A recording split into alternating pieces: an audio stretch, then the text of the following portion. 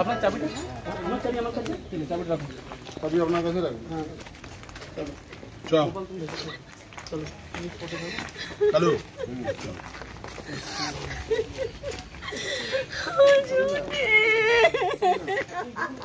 দাদা আমার তুমি চলে গেল কেন?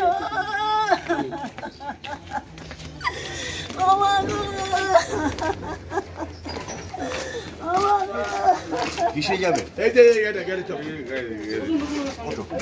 ওটা এই থানায় নিয়ে যাবো, অসুবিধা হবে হ্যাঁ হ্যাঁ দাঁড়াও চন্দন এই চন্দন সাথে যাও তারপর এই চন্দন ওনা বসুক না, ওনার সাথে যাবে তো।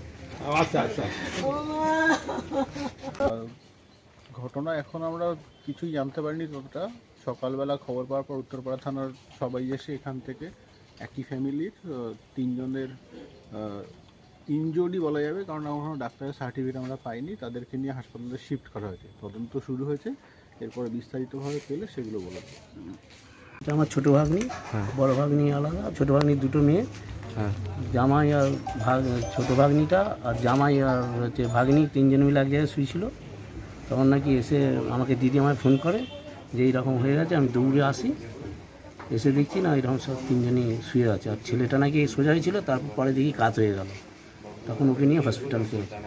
তো মানে বাচ্চাটাকে আগে মেরেছে মনে হচ্ছে, যা দেখলাম। তারপরেরটা মানে আমার ভাগ্নিকে কুপিয়েছে, নতুন ছুরি ছিল কিন্তু। আমার ধারণা আমার জামাই করেছে, সব কপাট দেওয়া না, কোনো ওঠার কোনো চান্স নেই, বাইরে যাওয়ার লোক যাওয়ার কোনো চান্স বন্ধ ছিল, সব বন্ধ। তিনটে গিট আছে না চালা, তিনটে